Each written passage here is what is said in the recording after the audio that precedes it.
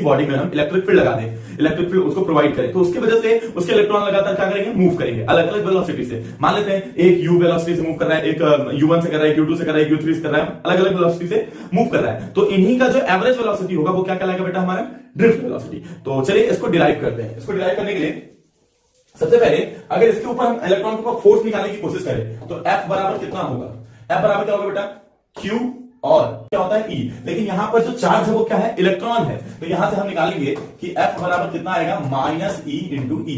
यहां पर बेटा E इलेक्ट्रिक फील्ड है और E स्मॉल e क्या है, इलेक्ट्रॉन है, ठीक। लेकिन हम जानते हैं न्यूटन बाबा ने कहा था कि कभी कि F बराबर क्या होता है, m इंटू ए। अगर दोनों को कंबाइन करें बेटा तो m a बराबर में कितना आएगा, माइनस E इंटू ई।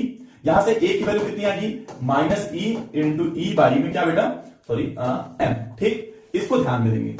अब हमें क्या पता है कि ये क्या है, एक तरीके का एवरेज वेलोसिटी है। तो एवरेज वेलोसिटी मान लीजिए अगर कोई इलेक्ट्रॉन है तो पहले अगर उसका एवरेज वेलोसिटी निकाले तो v बराबर क्या होगा, v एवरेज बराबर क्या होगा, v1 plus v2 plus v3 plus dot dot dot dot dot कितना बेटा, vn और अपॉन में नंबर ऑफ इलेक्ट्रॉन। मतलब इसी को अगर तोड़े तो कितना बेटा, u1 plus a t1, u2 plus a t2 और ऐसे ही dash u1 plus a tn, ठीक है। और सबके अपॉन में क्या होगा बेटा, n।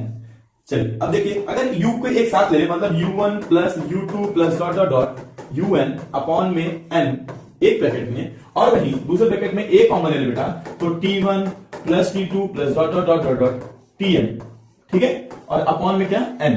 ध्यान दीजिएगा यहां पर हमने क्या किया, v को दो एक अलग अलग पार्ट्स में तोड़ दिया, u1 plus u2 plus dot dot dot un और t1 plus t2 plus dot dot dot tn, ठीक है।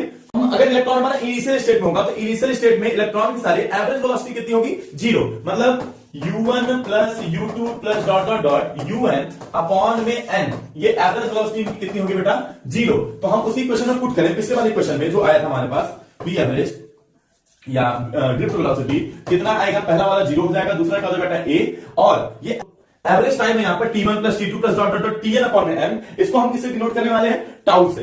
ये t1 कितना होगा, क्या होगा, रिलैक्सेशन टाइम। ये t की जगह कहीं हम इसको टाउ भी डिनोट करते हैं, tau 1 plus tau 2 plus dot dot dot tn, ठीक है। तो इस एवरेज वेलोसिटी को हम किससे डिनोट करते हैं, a टाउ, ठीक है। ये हमारा सिंबल है। अच्छा अब a की वैल्यू हमारे पहले वाले इक्वेशन में क्या आई थी बेटा, a की वैल्यू आई थी हमारी a बराबर में ये। इस इक्वेशन को हम यहां से उठाएंगे और यहां पर क्या कर देंगे, पुट। तो vd की वैल्यू कितनी आ जाएगी, है e by m into tau.